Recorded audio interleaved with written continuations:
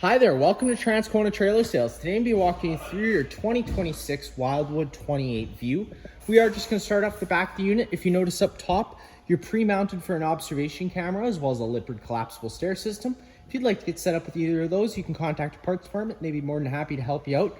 That rear observation camera is going to be great for seeing behind you whenever you're traveling or backing up. And then of course, the ladder is going to be a great addition to help you get up top, check all your seals periodically, which is a major important part of owning a camper. And then of course you do have solar package on here, so it's going to be important to keep that solar panel clean with with just a warm water and a soft rag. Also located at the back is going to be your spare tire, and then you got access from both sides on the bumper tube, but today we're going to be going in through the driver's side. Pull on the bumper cap, pops right out of place. Typically that's going to be where you want to store your sewer hose after your first use. It's just going to keep as much smell out of the unit as possible. That's why we keep it back here. We do have a brand new one located inside your front compartment, inside a starter kit box, which I'll go over once we get there. But this is really where you want to store it after your first use. Just presses into place like so. Sometimes you might have to give it a couple extra whacks. You got a cable satellite inlet right above in the middle of your tires here. You're going to notice this vent lid. This is for your range hood so that you can evacuate those propane fumes as you're making them. You're going to want to make sure that's unclipped when you first get to your campsite. But of course, whenever traveling, try and remember to snap it back into place. Now, it's not going to be the end of the world if you don't snap it back into place, but it is just going to stop any excess dust from getting inside the unit during travel. Right here, you got your 50 amp twist lock connection. Now, the reason this trailer is a 50 amp service is because you do have two air conditioners equipped. Now, to run both air conditioners at the same time, it is very important that you do have a 50 amp service. You're just taking note of that notch. This little silver strip here lines up with the silver strip on this side. Because it's a 50 amp, it's a little stiff, so you kind of have to push it into place firmly. 8th turn to lock it down, and then you got that threaded collar to really lock it down. Now, if you follow that cord back, you do have your standard 50 amp plug end, but you're going to notice that you got this extra little piece here that is a 30 amp adapter, just because a lot of campsites here in Manitoba may not have 50 amp service yet. Our shop being included, we only have 30 amp service, so we do include this 30 amp dog bone adapter for you.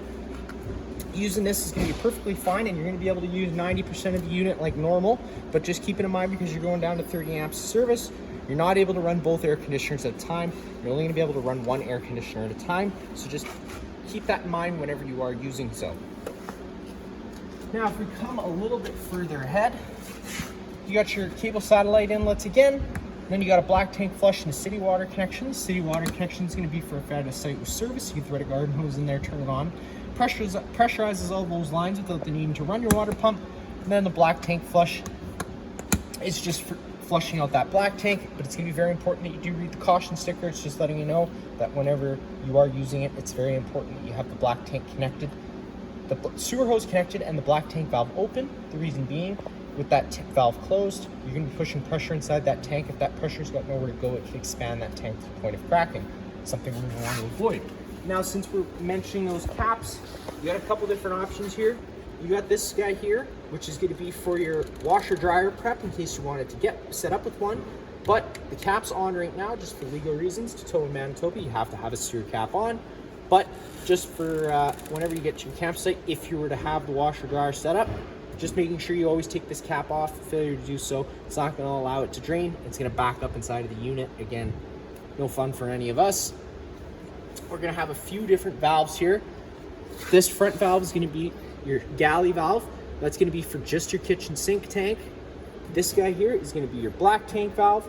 But before you do, this is going to be the first one you're going to want to pull, because your gray, which is from your bathroom, and your black, your actual black, which is from your toilet, comes to this valve, and then once you open this valve, it'll start flowing out. Again, taking the cap off, sewer hose connects right up to it. You're always going to want to empty the black one first, as it will be your dirtiest water flow from your toilets, and then you can come behind that with either your gray or galley, whichever you prefer. It doesn't matter. It's just going to help keep that hose that little bit cleaner. You got your two low point drains, so if you don't want the water going stale or stagnant because you're leaving it for a while, or if you just want to crack them open for the end of your winterization process, because you have to do so, this is where you access them. Coming up a little further ahead again, you got your furnace exhaust. Whenever your furnace is running, this will be blowing out hot air, so just be mindful of that. Furnace, your water heater furnace, that power switch is the main thing you need to worry about, making sure it's on, supplying power to the thermostat inside. And then because it's not like your traditional water heater, there's no bypass valves behind here. You want to run antifreeze through the system. And then of course, once you have completed running antifreeze through the system, completely all your taps and everything, crack this pressure relief valve, leaving it open for the duration of winter. So that way, once that antifreeze does start gelling up, it has a place to escape to. Right down over here, you got your battery disconnect switch on the wall. With it in the on position like it is now, the batteries are connected to the unit. Turning it to the off position would disconnect the batteries from the unit. Inside this battery box is a battery. And then underneath here, you got your 2 propane tanks. Most of the time, you can what you need done just by lifting off those tabs. This thing sometimes pops out of place. Just gotta lock it back in. Flip that tank over. You get access to both the tanks. For the purpose of video, we'll just slide it right out of the way. Right on the front of your regulator, you got your selector valve with it pointed this way. You're obviously drawing off this tank. Turning it on counterclockwise nice and slowly to open up the flow of propane.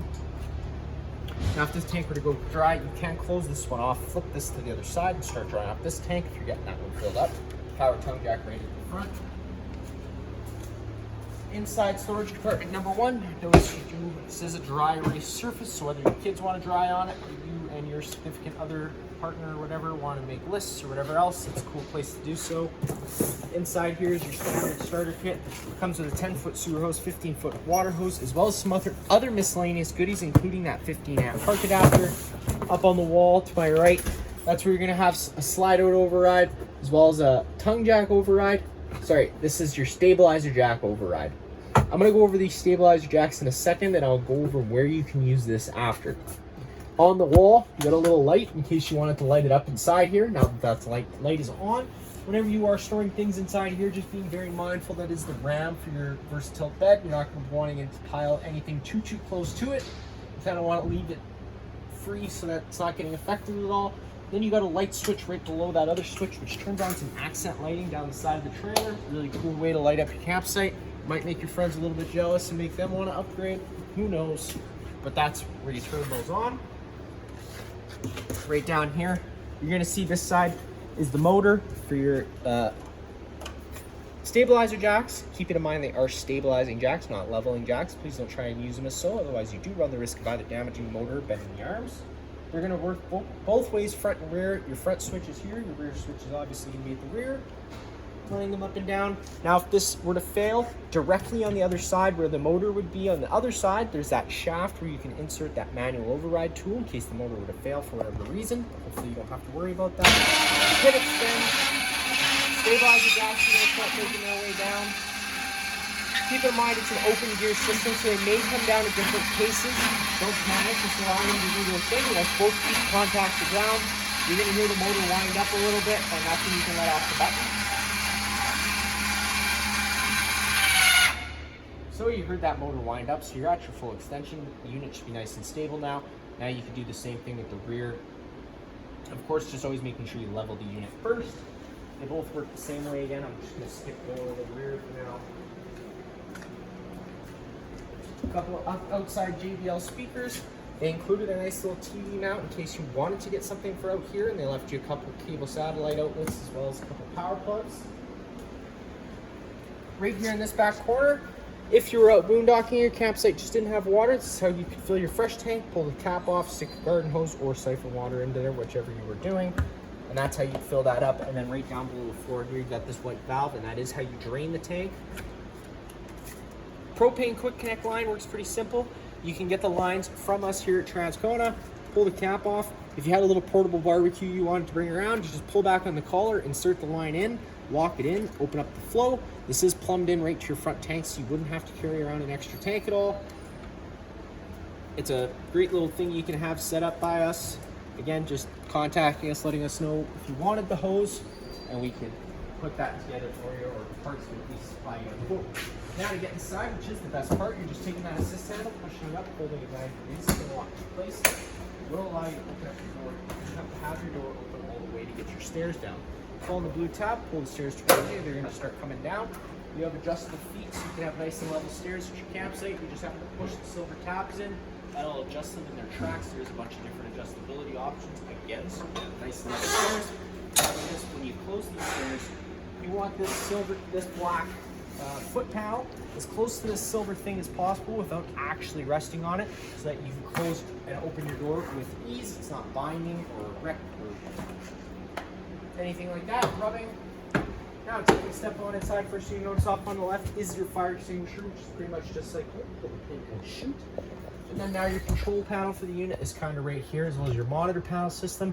The big switch in the center turns on all the main living space lights, and it is on a dimmer, so wherever you leave them, that's where they will stay. You've got your monitor panel system up top. Pushing the button tells you the corresponding level. Again, galley is going to be for your galley.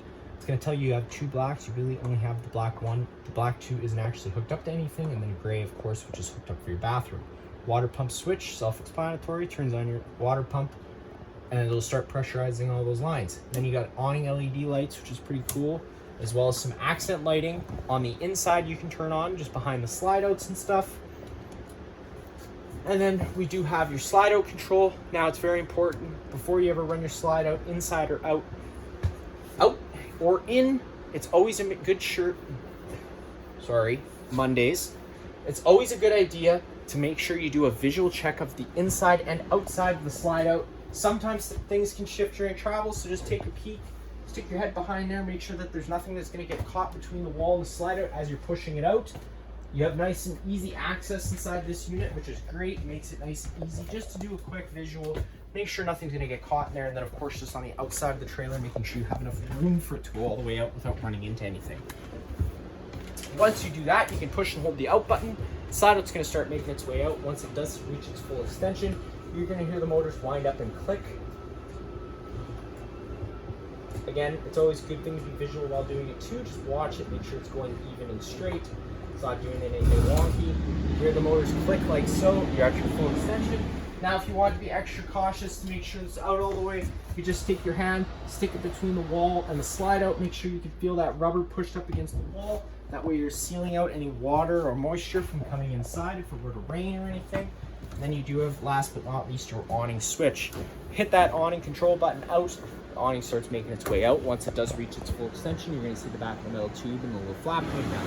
Now, unfortunately, today my bay is much too narrow for this to get all the way out, but we will be able to get it out and give you an idea of what's going on and just show you some other features.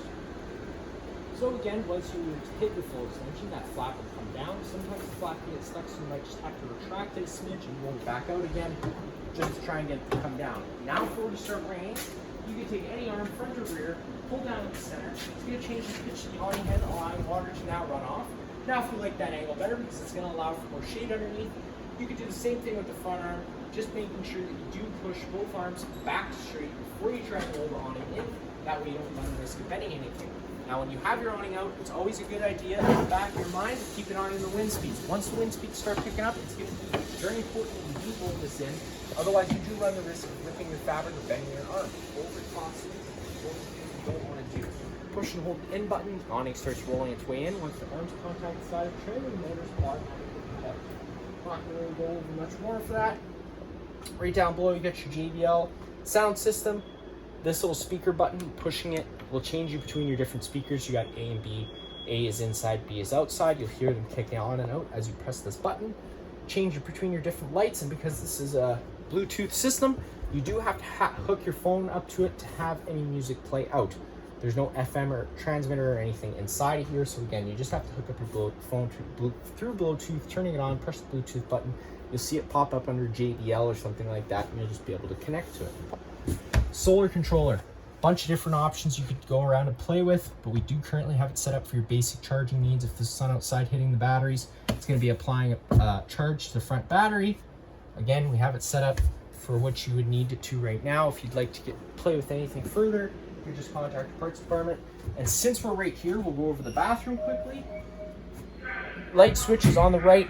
You're going to notice this little door here. Now there's going to be more travel straps throughout, so always making sure you are visual of them as you find them.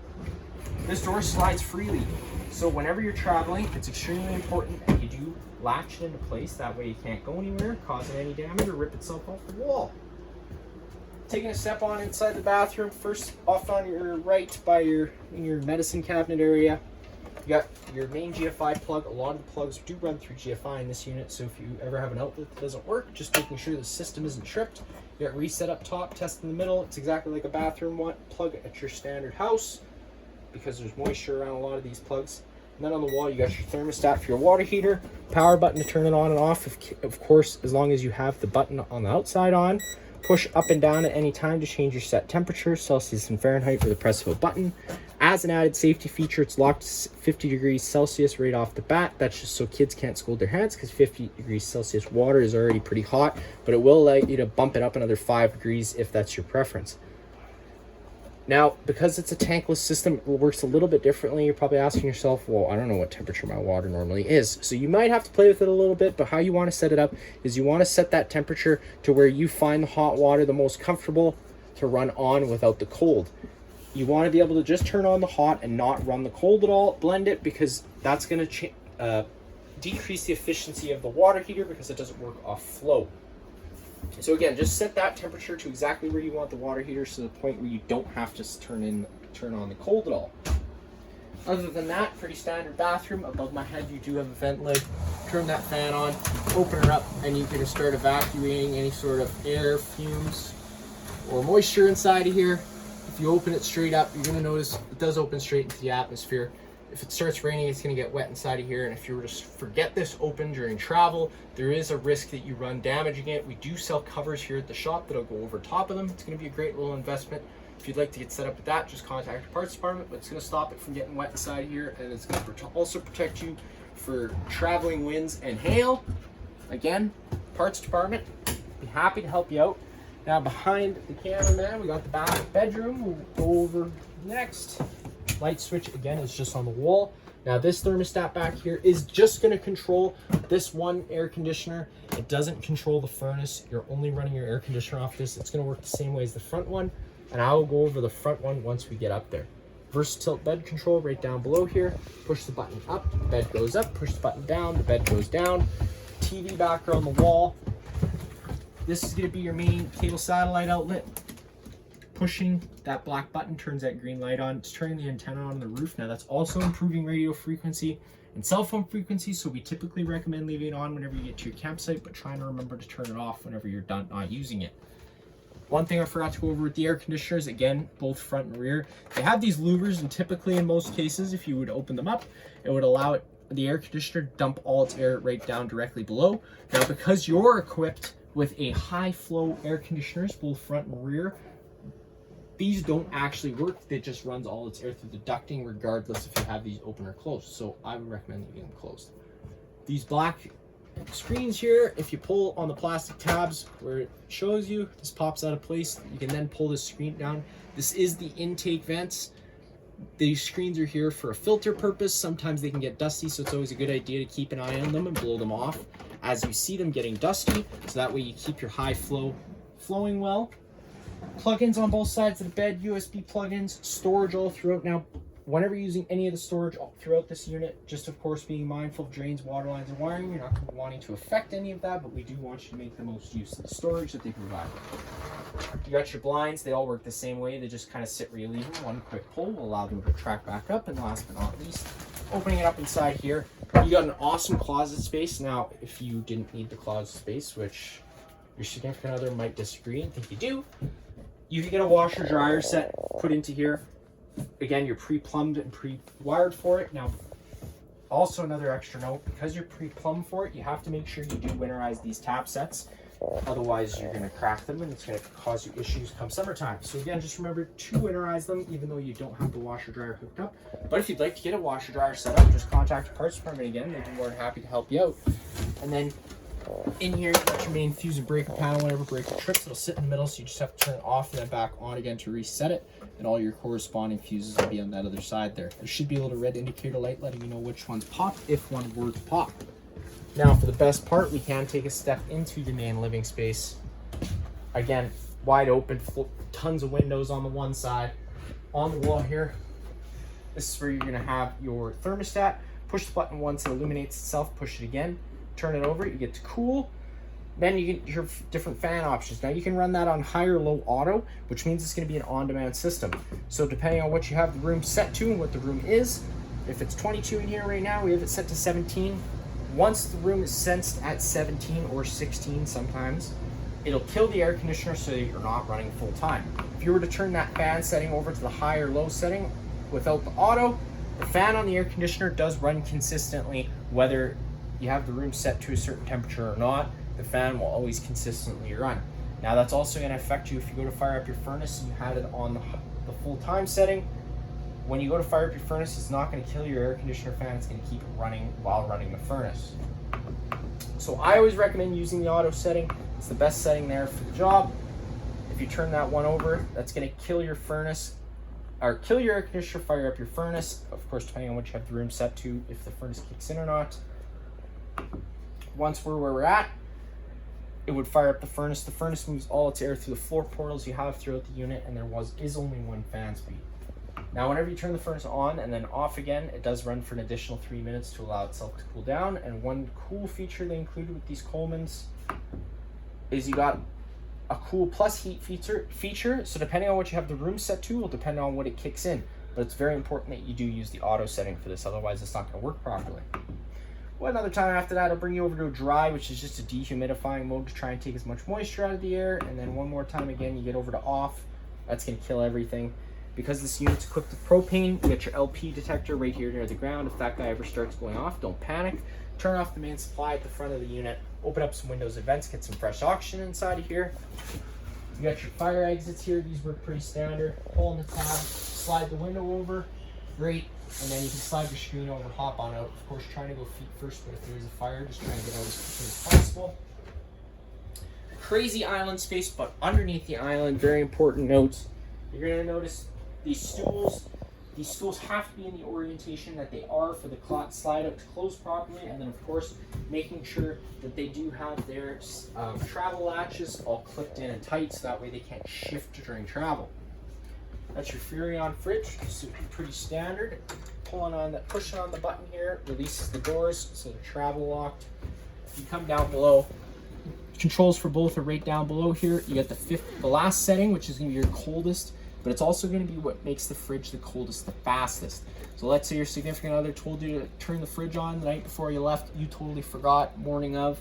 Put it on that 5th setting, it's going to get it the coldest the fastest. Once it's kind of cold, you can turn it up to whatever temperature that you prefer, and then it'll hold its own. You're going to notice some off-grid writing here. That is the most energy efficient setting to have it on if you were running it off battery power. And then of course on the left you have a charcoal filter. That should help with any sort of fridge odors you have inside the unit. These are replaceable. We sell them here at the shop. You can just contact our shop and they'd be more than happy to get you some more of these. But again, it's gonna be a personal preference thing. Microwave up top, pretty much just like home, not much I'm gonna show you there. And now we're gonna come to our stove. So whenever you first get to your campsite, I tell everybody I know, best thing to do is fire up your stove first thing. The reason being, if you turn off the propane at the front of the unit, and especially if you disconnect one of the bottles, it allows air into the system. Once the air makes its way in, it does have to be purged out. Now the reason I'm telling you to fire up your stove first thing is because you get to decide how long the gas runs for and how many cycles you try to light it for. If you go to try to fire up your water heater or your furnace before purging the system, those will only try lighting themselves a couple times. If they don't sense a flame, aka any propane coming to it, they won't light and it'll throw fault code. And if you don't know what it means, it can throw a little wrench into your weekend, maybe some frustration. So again, just come to your stove first thing and try and give it a light. Now, because this is a gas stove though, of course, just being safe while doing so. Whenever you are running this gas valve, I always highly recommend firing these igniters every few seconds if you have one of the gas valves on. Reason being is if you were to get a buildup of gases, you can have a minor combustion. If your face was close by, you might lose some eyebrows and eyelashes. Again, that's another thing we're going to want to avoid. So just be safe whenever you're firing it. But as long as you're safe, it does fire right on up. Of course, I had the system running earlier, so it did fire up pretty quickly.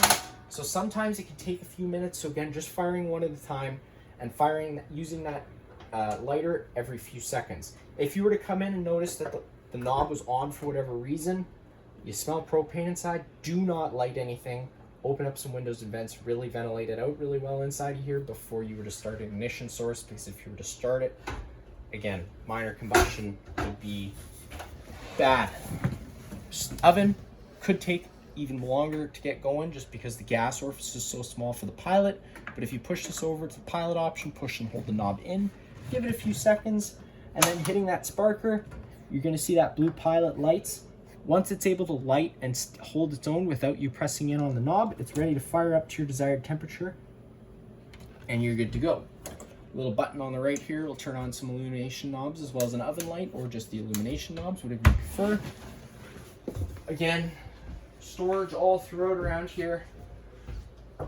This right here, you got your furnace, your TV, little fireplace, power button on the far right. You got your different flame colors you can jump between, your different rock light colors, and then you do have 2 different heat options. Pushing the button twice gets you into low. One more time will get you into high. Power button to turn it off, and then you got a timer that goes anywhere from 30 minutes to 9 hours. Great little feature about this one here. Undoing the travel straps, again, very important using them whenever you're not using the door. Open it up, another huge storage space for whatever pantry, snacks you want to store in there. But again, if you're traveling especially, it's always a good idea to lock that up. And then you come to your versatile lounge here. You can pull on the foot of the couch, turn this down into another bed in case you were to have some extra guests you didn't plan for. Some extra sleeping space. And then in addition to that, underneath this here, pulling down on this guy,